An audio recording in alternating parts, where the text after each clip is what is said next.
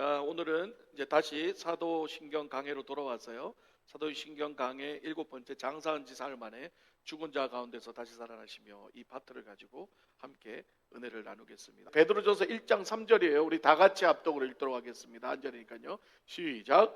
우리 주 예수 그리스도의 아버지 하나님을 찬송하리로다. 그의 많으신 긍휼대로 예수 그리스도를 죽은 자 가운데서 부활하게 하심으로 말미암아 우리를 거듭나게 하신 산 소망이 있게 하시며. 아멘. 자, 본의 아니게 지금 부활절 설교를 하게 됐어요. 제가 이 사도신경 파트가 지금 그래요. 그래서 장사한 지 사흘 만에 죽은 자 가운데서 다시 살아나시며, 이게 부활절 내용인데, 그래도 우리는 모두가 에브리데이가 부활의 날인 줄 믿습니다. 그렇기 때문에 오늘 말씀을 통해 한번 은혜 나누기 원합니다. 자, 예수 그리스도의 이 부활의 사건은요, 기독교의 가장 핵심 사상이고, 예수 그리스도의 이 부활이 없었다면 저와 여러분 모두 구원을 받을 수 있었을까요? 없었을까요? 못 받았죠. 따라서 이 예수 그리스도의 이 부활은 단순한 기적의 사건이 아니라 하나님의 인간을 향한 구속사의 어떻게 보면 결정적인 부분이고, 오늘날 역시 성도들에게 뭘까요? 생명과 소망을 불러일으키는 살아계신 하나님의 능력의 날인 줄 믿습니다. 예, 이게 참 중요해요. 부활이 없으면 우리는 없는 거예요. 이 세상에 많은 종교들이 있죠. 그 종교 안에는 그들을 신격화하는 인물들이 있습니다. 그러나 그들을 아무리 신격화, 여러분 신격화가 뭐예요? 신처럼 떠받든다지 신은 아닌 거예요. 신격화시켜서 신처럼 떠받들지만 결론적으로 그들은 신이 아닌 거죠. 그렇습니다. 아무리 신격화시켜도 그들은 결국 죽을 수밖에 없는 인간이라는 것. 할렐루야. 그렇기 때문에 이 세상 종교는 부활이라는 게 없다는 거예요. 다시 말해, 한 사람도 신격화된 사람들 중에 살아있는 사람은 하나도 없다는 거예요. 많은 종교 지도자들이 자기들을 신격화합니다. 그러나 한 명도 끝까지 살아남은 사람이 하나도 없다는 거예요. 지금도 그들의 무덤은 있고 그 안에 그들의 흔적은 있다는 거죠. 그러나 우리 예수 그리스도는 무덤은 있지만 예수님의 흔적은 없다는 거죠. 분명히 예수님을 그 안에 죽어서 집어넣었지만 예수님은 부활하셨고 다시 하늘로 승천하셨기 때문에 그 무덤 속에는 일말의 예수 그리스도의 흔적은 하나도 없다라는 거예요. 왜냐하면 예수님은 3일 만에 부활하셨고 승천하셨기 때문인 거죠. 예수님은 이 사건을 통해서 우리에게 뭘 알려주나요? 예수님은 분명히 인간의 육신을 입고 온 인간의 모습이었지만 그는 참 하나님의 아들이자 메시아였고 우리를 구원할 자였다는 걸 뭐를 통해서 확증한 거예요? 부활을 통해서 확증하고 하늘로 승천하시고 우리에게 성령을 내려 보내주시면서 마무리를 하셨다. 그래서 우리가 믿는 기독교는 religion, 종교가 아니라 우리는 신앙을 믿는 거다. 할렐루야. Not religion, faith라는 거죠. 신앙이라. 왜? 우리는 죽은 신을 믿는 게 아니라 살아있는 신을 믿기 때문에. 할렐루야. 그래서 오늘 살아계신 주 오늘 열심히 찬양합니다. 예. 그렇습니다. 이것이 바로 저와 여러분이 믿는 기독교라는 거예요. 자, 그렇다면 오늘 본문을 통해서 그리스도의 부활이 왜 기독교의 핵심인지를 좀 한번 더 구체적으로 살펴보겠습니다. 자, 오늘 우리가 읽었던 성경이 뭐예요? 베드로전서예요. 베드로전서 누가 썼어요? 쉬운 질문인데. 베드로전서 누가 썼죠? 베드로가 썼어요. 항상 질문에 답이 있습니다, 여러분. 요나서는 누가 썼어요?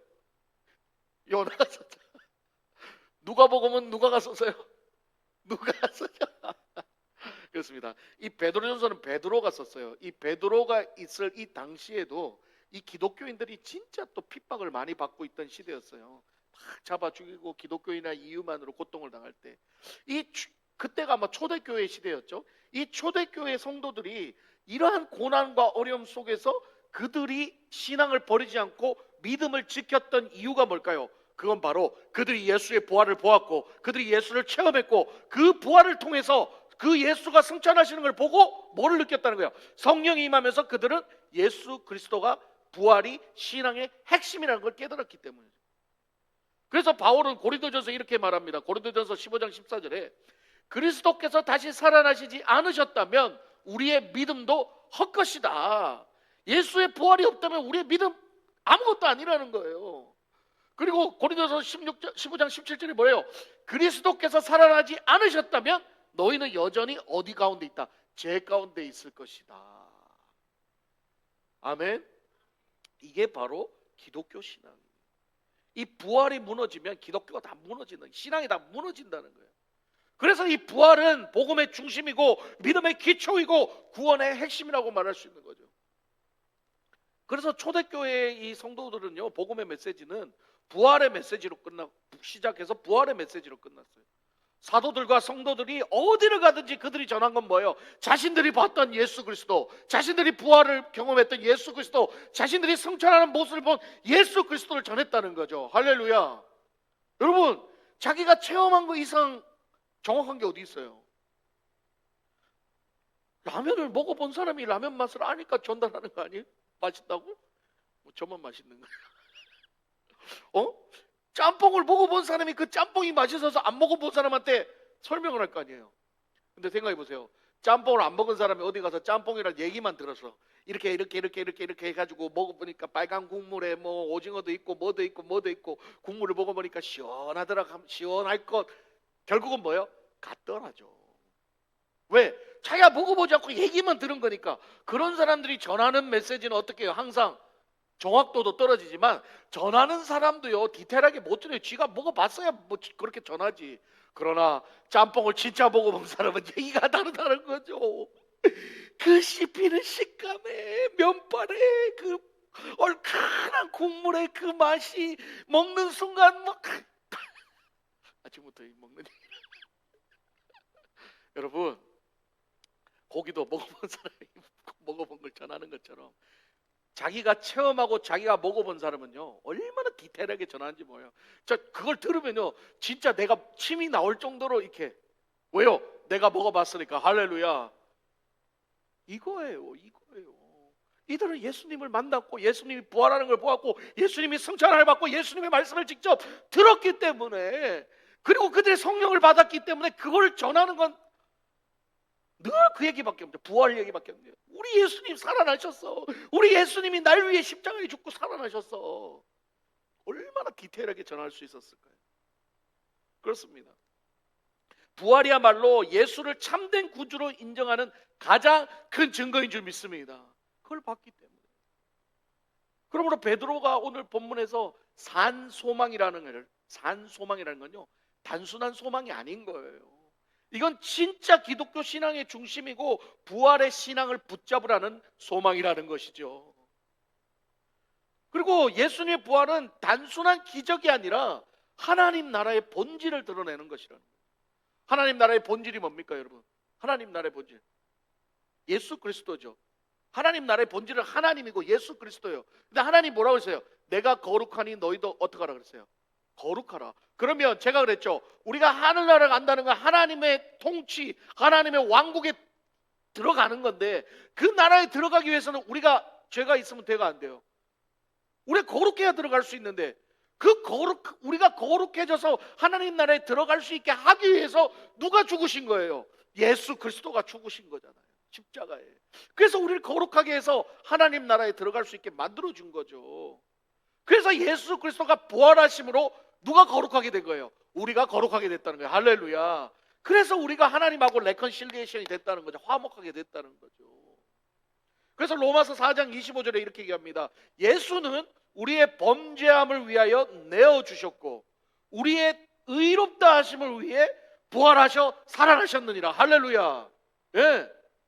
우리의 범죄 때문에 죽으셨고 우리를 의롭다 하시기 위해서 예수가 부활하셨더니. 할렐루야. 그래서 예수가 부활 안 하면 우리가 의로워질 수 있어요, 없어요? 없다는 거죠. 하나님하고 레컨실리에이션이 될 수가 없다는 거죠. 그런데 여기서 이제 우리가 자꾸 의문이 생기는 거죠. 항상 좀 이렇게 궁금증을 가지고 성경을 봐야 돼요. 왜 하필 날도 많은데 3일인가? 죽고 그 다음날 부활하셔도 되잖아. 근데 왜 하필 3일을 또 이따 나오셨을까? 왜 하필 3일일까? 일단 정답은 하나님의 모든 성경은 우리의 뜻대로 쓰여진 게 아니라 성령의 감동대로 쓰여진 줄 믿습니다. 그러면 성경에 쓰여진 건요, 이유 없이 쓰여진 게 하나도 없다는 거죠. 다 하나님의 뜻과 계획 가운데 써졌다는 거예요. 다시 말해 이 3일이라는 시간도 그냥 정해진 게 아니라 이미 구약의 예언에 나와 있던 그 예언들이 3일이라는 숫자를 통해서 성취되었다는 거죠. 근데 구약에 보면 이 예언들이 많이 있습니다. 이제 우리 구체적으로 좀 볼게요. 마태복음 12장 40절에 보면은 예수님이 요나의 사건을 이렇게 얘기합니다. 요나가 큰 물고기 뱃속에서 사흘 밤낮 있었던 것 같이 인자도 사흘 밤낮 땅 속에 있으리라. 요나가 구약의 요나가 물고기 뱃속에서 며칠을 있었어요? 3일을 있었단 말이에요. 그게 뭘 예표한다 그래요? 예수님이 지금 예수님이 땅 속에 무덤에 들어가서 3일 동안 있었다는 것을 예표한다. 누구 입으로? 예수님 입으로 죽기 전에 벌써 얘기하셨다는 거죠. 또한 시편 16편 10절에 보면 이렇게 얘기합니다. 주는 주의 거룩한 자로 썩음을 당하지 않게 하실 것입니다 라고 나오고 있어요. 썩음을 당하지. 여기서 corruption은 단어가 부패, 썩다라는 뜻이거든요. 이게 히브리어로는 샤하트라는 뜻인데 똑같이 부패, 썩다는 거예요. 그러니까 썩지 않게 한다는 거죠. 예. 자, 이 말씀의 이유로 보면 예수님이 무덤에 들어가서 어떻게 된다? 3일 동안 썩지 않는다라는 것을 예표하는 거죠. 이 유대 전통에서는요, 죽은 지 나흘째 되는 날부터 시신이 썩는다고 생각하고 있어요. 그래서 무덤 안에 넣어놓고 3일 동안은 일단 보는 거예요. 이렇게 놔두는 거죠. 그래서 예수님이 3일째 부활하신 거는 썩지 않는다는 이 뭐예요? 구약의 말씀을 이루기 위해서 3일이 있었다는 거죠. 할렐루야. 그냥 3일이 아니라 철저히 뭐를 이루기 위해서, 말씀을 이루기 위해서 3일이라는 날짜가 들어왔다는 거죠. 그리고 구약에서 이 3일이라는 날은 하나님의 회복과 개입이 일어나는 날로 자주 등장하는 숫자입니다. 여러분 잘 아시는 창세기에 아브라함이요, 이삭을 이제 모리아산으로 잡으려고 이제 번제로 드리러 간 날도 언제냐? 3일째 되는 날이에요. 자, 이삭을 죽이기 직전까지 아브라함이 이삭을 데리고 갈 때 아비의 마음이 어떨까요? 자식을 죽이러 가는 아비의 마음은 이미 죽은 거예요. 하나님 차라리 날 죽이지 왜 내 새끼 나보러 죽이라고. 그러면서 지금 그 어떻게 해요? 죽은 상태, 아브라함의 마음은 이미 죽은 상태죠. 죽은 상태로 올라가고 있는데 그 올라가는 3일째 되는 날 내리칠 날 때 하나님이 누구를 준비했어요? 양을 준비했죠. 할렐루야. 어린 양을 준비해서 살렸잖아요. 누구를? 이삭을 살렸잖아요. 그게 뭐예요? 부활의 사건이라는 거죠. 이게 바로 죽음과 부활의 메타포였죠. 모형이었다는 거예요. 게다가 호세아서 6장 2절을 보면 이렇게 말합니다. 여호와께서 우리를 이틀 후에 살리시며 셋째 날에 일으키시니 우리가 그의 앞에 살리라. 할렐루야. 대놓고 3일 계속 구약에. 그러니까 하나님의 말씀을 성령의 감동으로 읽지 않으면 그 3일이지 가가 3일인지 모르는 거예요. 이미 성경에는 예수 그리스도의 죽음과 부활에 대해서 계속 예표하셨고, 심지어 3일이라는 날짜까지 다 얘기하셨고, 가시로 찔리고 못 박히고 심지어 제비 뽑는 것까지 다 얘기를 했지만 유대인들은 하나도 깨닫지 못해. 유대인들은 다 남의 얘기로 알아. 그냥 내려오는 자기들의 그냥 율법으로만 알지 그게 예수를 예표한다는 건 단 하나도 모른다는 거예요. 딴소리하고 있어요. 예수를 죽이기나 하지. 여러분 오늘날도 마찬가지 아닙니까? 오늘도 단에서 선포되고 말씀을 읽지만 자기 생각이 강하고 자기 뜻이 강한 사람들은 말씀을 절대로 받아들이지 않습니다. 그런갑다예요. 그런갑다. 말로는 그런갑다 하죠. 그러나 자기가 직접 그 말씀에 적용이 되는 순간부터는 어떻게 해요? 거부해요. 거부한다니까요. 나하고는 관계없는 얘기라고 생각해요. 유대인들이 똑같았어요. 하나님은 이미 예전부터 계속 예수 그리스도를 예표해줬고 메시아를 보낼 거라고. 예수가 여기 있다 해도 자기 생각들, 자기 주장이 강하니까 다 막아버리고 예수 죽여버리잖아요. 오늘도 마찬가지 아니에요? 여러분 말씀이 계속 선포되고 말씀을 듣지만 아멘 아멘 하지만 정작 그 말씀이 여러분들의 적용이 돼서 움직일 때는 거부하잖아요. 아니요, 이건 아닙니다. 아니요, 안 해요. 하나님은 여러분들의 믿음을 보시는데 정작 말씀이 여러분들에 들어올 때는 거부하잖아요. 유대인들이랑 다를 바가 없다는 거예요. 그리고 마지막으로 당시 유대교적 배경에서는 3일 동안 사람이 무덤에 있는다는 것은요, 사람이 실제로 죽었다는 걸 확증으로 받아들인 거예요. 3일 뒤에 받아들인다는 얘기인 거예요. 여러분 옛날에 우리 옛날에도 그렇지 않았나요? 장사 치르고도 갑자기 살아나는 경우가 있었잖아요. 그래가지고 뭐 그거랑 연관은 없지만 한국도 3일장이죠. 이렇게 바로 안 묻고 3일 뒤에 묻잖아요. 제가 찾아봤더니 그거랑 아무 연관은 없다고 하더라고요. 그런데 옛날에 그랬다잖아요. 옛날에도 죽었다는 줄 알고 관에 넣어놨는데 갑자기 벌떡 일어나기로 하고 막 그런 경우가 있었다고 하더라고요. 그래서 사람을 바로 안 묻는 거예요. 왜냐면 묻으면 끝나니까, 죽어버리니까. 혹시나 일어날까 봐. 근데 여기는 약간 그런 느낌이에요. 3일을 기준으로. 그러니까 3일이 지나면 사람이 어떻게 됐다? 완전히 죽었다고 땅에 묻는 거죠. 따라서 예수님이 3일 뒤에 레저렉션, 부활하셨다는 건 뭐예요? 완전히 죽고 나서 부활했다는 거죠. 할렐루야. 중간에 일어나면 어떻게 해요? 부활이 아니고 그냥 살아났네, 그렇게 아니에요. 중간에 일어나면, 이틀 뒤에 부활하며 만약에 그 다음날 또 부활했잖아요. 그러면 에이 안 죽었네 하지, 이런 소리 하잖아요. 근데 이 사람도 어떻게 해요? 3일 전에 일하면 다 안 죽었네 그럴 거예요. 그러나 완전히 죽고 나서 3일 뒤에 부활했으니까 어때요? 진짜 부활이라는 거죠. 아멘이십니까? 예. 그래서 3일이 있었던 거예요. 여러분 그냥 3일이 아니고 맨날 그냥 예수님이 3일 만에 부활하셔서 그랬지만 그 왜 3일인지 아무도 생각 안 해보셨잖아요. 성경을 그렇게 할 만. 그 안에 깊은 영적 의미가 있다는 거예요. 그렇다면 이 베드로가 이 그 부활이 우리에게 산 소망이다라고 얘기하는 이 산 소망이 도대체 뭐라는 거죠? 첫 번째 산 소망은요, 근거 있는 확신이에요. 아까도 얘기했지만 우리는 죽은 예수를 믿는 게 아니고 죽은 하나님을 믿는 게 아니에요. 우리는 살아계신 하나님을 믿는 거예요. 할렐루야. 그렇기 때문에 우리의 소망, 우리가 하나님 앞에 기도하고 우리가 하나님 앞에 바라는 모든 우리의 소망은 죽은 게 아니라 살아있는 소망이라는 거죠. 할렐루야. 왜? 지금도 살아 역사하시는 하나님이 우리의 소망을 들으시고 기도를 들으시고 치유하시고 역사하시기 때문인 거죠. 그래서 그게 산 소망인 거예요. 예. 그래서 우리는 신화를 믿는 게 아니라 실화를 믿는 거고, 우리는 신격화가 아니라 신을 믿는 거라는 거죠. 이게 중요한 겁니다. 내가 진짜 신을 믿지 못하고 내가 진짜 살아계신 하나님을 믿지 못하는 사람은 이 땅에서 살면서도 항상 불안한 거예요. 항상 걱정인 거예요. 왜? 내가 믿는 신이 진짜가 아니니까 뭘 어떻게 믿음이 있겠어요? 그 소망이 어떻게 살아있겠어요? 뜬구름 잡는 것밖에 안 되는 거죠. 두 번째 산 소망은 현재의 우리를 변화시키는 능력이라는 거예요. 베드로전서 1장 4절 5절에 보면 썩지 않고 더럽지 않고 쇠하지 않는 기업이다 라고 그랬어요. 이 소망이 썩지 않고 더럽지 않고 쇠하지 않는 기업, 이게 베드로가 말하는 산 소망이라는 거죠. 이 말은 뭐예요? 변치 않는다는 말이죠. 성경은 지금 수천 년 전부터 지금까지 우리에게 전해온 하나님의 말씀입니다. 아멘. 믿으십니까? 그 말씀이 요한복음에 뭐랬어요? 말씀이 육신이 되어 이 땅에 오신 예수 그리스도로 오셨고, 그 예수 그리스도가 이 땅에 와서 그 하나님의 놀라운 구원 사역을 이루시고 승천하시고 성령을 부어주셔서 지금까지 저와 여러분에게 성령이 역사하고 있는 줄 믿습니다. 그게 우리의 산 소망인 거예요. 여러분 안에 성령이 계시다면, 여러분 안에 성령이 살아계시다면 그건 여러분의 산 소망이 되는 줄 믿습니다. 우리는 그런 희망이 있다는 거죠.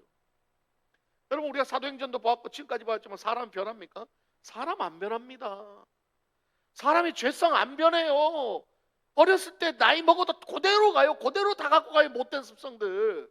변하는 방법 딱 한 가지입니다. 성령의 은혜로 덮는 것밖에 없습니다. 성령의 은혜로 덮으면요 없어지는 게 아니라 꽉 눌려 있는 거예요. 이렇게 눌려 있는 거예요. 성령 떨어지면 또 튀어나오는 거예요. 그래서 날마다 우리가 성령 충만해야 됩니다. 날마다.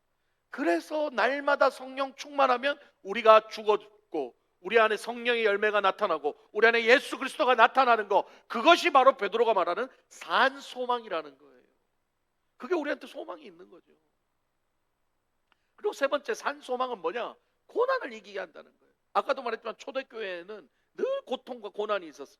그런데 베드로전서 1장 7절에 이렇게 불같은 시련 속에서 믿음이 그들은 더 순전해진다라고 고백합니다. 그렇습니다. 여러분 고난과 역경이 있을 때 여러분의 믿음이 성장하는 거예요. 할렐루야. 그러나 고난과 역경이 지난 시간에 말씀드렸지만, 지난 시간에 수요 예배 때 얘기했지만, 그게 시련일 경우에, 트라이얼, 하나님이 주시는 고난 역경일 경우에 그걸 이겨내면 어떻게 돼요? 우리의 믿음이 성숙하고 우리의 믿음이 성장하게 되지만, 그게 아니라 템테이션, 우리의 유혹, 내 안에서 내 죄로 인한 고통, 내 죄로 인한 힘듦이면 그거는 견디고 이기는 게 아니라 뭐 해야 된다고요? 회개해야 되는 거예요. 회개. 하나님 앞에 회개해야 돼요. 그래야 우리가 발전할 수 있다는 거예요. 자기 죄 때문에 고통당하면서 그거를 트라이라고 착각하면 안 된다는 거죠. 그렇습니다. 그게 트라이얼이냐 아니면 템테이션이냐 말씀에 나와 있고 성령이 여러분들 깨닫게 한다는 거예요. 내 안에 죄 때문에 내가 고난받는지, 내 안에 죄 때문에 내가 고통받는지, 아니면 정말 하나님이 날 단련시키기 위해서 시련을 주는 건지는 누구보다도 자기 자신이 제일 잘 안다. 그렇기 때문에 자기 자신이 트라이얼이라고 생각한다면 믿음으로 인내하십시오. 끝까지 견디십시오. 버티십시오. 그럼 반드시 하나님은 구원하시고 놀라운 역사를 일으키실 줄 믿습니다. 누구처럼요? 욥처럼요. 욥이 하나님을 본 것뿐만 아니라 어떻게 되세요? 그 잃었던 모든 것의 갑절을 다시 받았잖아요. 그렇습니다. 결국 초대교회 성도들은 고난과 고통이 있었지만 그들의 환경보다 현실보다 자기들이 체험한 부활 예수 그리스도의 신앙이 더 컸기 때문에 그것이 산 소망이 되었기 때문에 그 모든 것들을 견디고 인내함으로 기쁨으로 받아들였다는 거예요. 심지어 자신들의 목숨까지도 아끼지 않으면서 누구같이요? 예수 그리스도와 같이. 그렇습니다. 그리고 마지막으로 산 소망은 우리를 거룩함으로 이끕니다. 베드로전서 1장 16절에 내가 거룩하니 너희도 거룩할지어다 라고 말씀했어요. 예수 그리스도의 죽음과 부활은 죄인된 인간을 위해 죽으시고 부활함으로 거룩하게 만드신 사건이에요. 우리를. 그러므로 부활의 신앙을 믿고 성령 받은 사람은 다시 또 죄의 길로 돌아갈 수 없지요. 그러나 돌아가잖아요. 그러나 또 죄 짓잖아요. 왜요? 연약하니까 넘어지고 쓰러질 수 있죠. 그래요. 그러나 우리는 그것으로 끝나는 것이 아니라 반드시 일어서서 다시 또 주님의 손을 붙잡을 수 있다는 거예요. 그럴 기회를 하나님이 누구를 주셨어요? 우리에게 주셨다는 거죠. 그게 왜요? 예수 그리스도의 십자가의 은혜이기 때문에 우리는 또 쓰러져도 또 넘어져도 다시 십자가를 붙들 수 있는 건 예수 그리스도가 우리를 위해 십자가에 달려 죽으셨기 때문에 가능한 거예요. 그게 우리의 산 소망이 되는 거고요. 그래서 또 쓰러져도 또 넘어져도 또 낙심해도 또 실패해도 1번에 7번이라도 제가 그랬죠. 그래서 뭐라 그랬어요? 뭐 깔아야 된다? 얼굴에 철판 깔아야 된다. 하나님 이제 용서 안 해주시면 어떡하지? 아니야. 그게 죽는 거야. 또 가서 잡아. 또 가서 붙들어. 오늘 실패해도 괜찮아. 10번 실패해도 괜찮아. 1번에 7번은 여러분 77249가 아니라 무제한 언리밋. 여러분들을 망하게 하는 건 마귀들은 이제 주님이 널 안 받아주실 거야. 이제 하나님이 널 용서치 않을 거야. 너는 이제 끝났어. It's done 이라고 말하는 건 마귀의 얘기인 거예요. 아니요. 하나님 지금도 얘기합니다. 아니야. 오기만 해. 오기만 해. 오면 내가 소도 잡고 양도 잡고 엉가락지 끼워주고 내가 잔치를 베풀 테니까 오기만 해. 오기만 하면 됩니다. 할렐루야. 십자가 붙들기만 하면 됩니다. 그게 우리 예수 그리스도가 우리를 위해 죽으시고 부활하신 우리의 산 소망이 되는 줄 믿습니다. 말씀 마무리하겠습니다. 사도신경을 강해하다 보니까요, 이 강해의 모든 내용들이요 결국 예수 그리스도 복음으로 결론이 내려집니다. 맞습니다. 사도신경뿐만 아니라 이 성경 전체가 핵심은 뭐냐? 바로 예수 그리스도. 죄인된 우리를 구원하시기 위해 이 땅에 예수를 보내시고 우리를 위해 십자가에 예수를 죽이시고 그 우리를 구원하시려고 우리를 예수 그리스도를 죽이시고 부활시켜서 우리를 다시 하나님의 자녀로 회복시켜준 그 사건에 대한 내용이 창세기부터 요한계시록까지 다 이렇게 펼쳐놨지만 결국은 이렇게 모아가지고 이렇게 엑기스 뽑으면 그 얘기인 거예요. 다 그걸 구속사적이라고 그러죠. 다 성경 다 해가지고 이렇게 해가지고 참기름 짜듯이 쫙 짜잖아요. 그러면 엑기스가 똑똑똑 떨어지죠. 그러면 뭐예요? 예수의 피밖에 안 떨어지는 줄 믿습니다. 예수의 피만 떨어지는, 그 예수의 은혜의 보혈의 피만 떨어지는. 그래서 베드로전서 1장 3절 오늘 본문 우리에게 이렇게 얘기합니다. 예수님의 부활은 기독교의 중심이고 핵심이다. 그 부활은 저와 여러분에게 산 소망을 줍니다. 그리고 그 산 소망은 현재와 미래를 변화시킬 수 있는 능력이다라고 말하고 있습니다. 초대교회 성도들이 그 고통과 사자밥이 되고 고통을 당하는 그 죽음 앞에서도 그들이 담대했던 이유는 그들이 예수 그리스도의 부활을 믿었고 그 신앙을 깊이 간직했기 때문에. 그리고 그 산소망, 그들이 품었던 산소망은 저와 여러분에게도 오늘도 동일하게 주어지는 줄 믿습니다. 산소망 붙잡아야 돼. 여전히 우리의 삶도 초대교회 못지않게 연단과 어려움이 있겠죠. 그러나 성경은 예나 오늘이나 지금이나 변함없이 우리에게 동일하게 얘기합니다. 우리의 산소망 대신 예수 그리스도를 붙잡아라. 할렐루야. 우리의 산소망 대신 예수 그리스도 십자가만 붙들면 돼요. 저와 여러분의 마음속에 진짜 이 부활의 신앙이 자리 잡을 때에 절망이 희망으로 바뀌고 두려움이 용기로 바뀌고 흔들림이 믿음으로 바뀌어지는 거듭난 삶을 살게 될 줄 믿습니다. 그리하여 날마다 우리의 삶에 하나님을 찬송하는, 오늘 말씀처럼 찬송하는 기쁨이 넘쳐나시기를 주님의 이름으로 축복합니다.